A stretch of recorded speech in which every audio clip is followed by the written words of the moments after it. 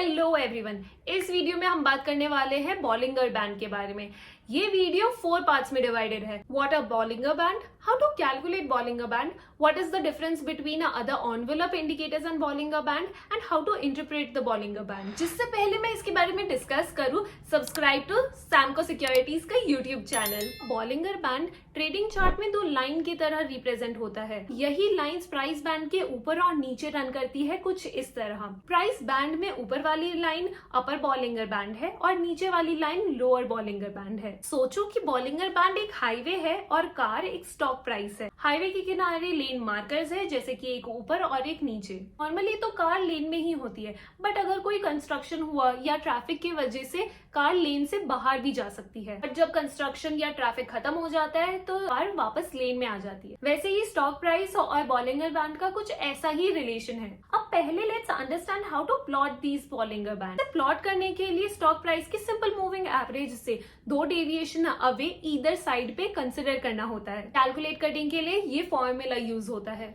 अपर Bollinger band के लिए n days of the simple moving average, which is usually the 20 days of the simple moving average, plus twice the standard deviation of the prices. Lower Bollinger Band के लिए n days of the simple moving average, which is the 20 days of the simple moving average, minus twice the standard deviation of prices. ये formula में traders को period of the band adjust करना होगा according to the tenure of the trading strategies. जैसे short term trades के लिए moving average of 10 days appropriate होगा, intermediate के लिए moving average of 20 days appropriate होगा एंड लॉन्ग टर्म के लिए simple moving average of 50 days. ये एक तरह का एनवेलप इंडिकेटर है।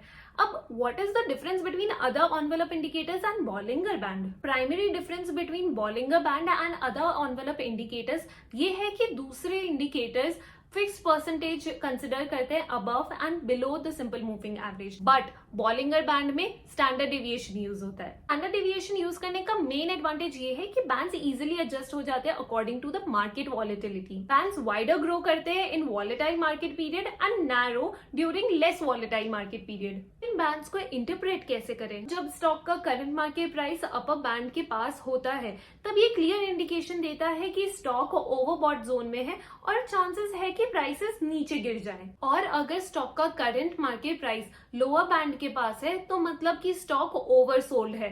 ये बैंड्स का मेन ऑब्जेक्टिव है कि टर्म्स हाई एंड लो को रिलेटिव डेफिनेशन देना। इनकी हेल्प से हम ये बोल सकते हैं कि स्टॉक का प्राइस रिलेटिवली हाई है at the upper Bollinger band and low है at the lower Bollinger band. Bollinger band stand alone traders को बाय या सेल सिग्नल्स जनरेट करके नहीं देता है। जब भी कोई प्राइस बैंड को टच करता है तब ये इंडिकेट करता है कंटिन्यूएशन ऑफ द ट्रेंड और मे बी अ रिवर्सल। इसलिए इनको दूसरे चार्ट पैटर्न्स या रिलेटिव स्ट्रेंथ इंडेक्स इंडिकेटर्स के साथ यूज करना चाहिए। RSI एक एक्सेलेंट indicator है to determine overbought or oversold conditions. And that is it, guys.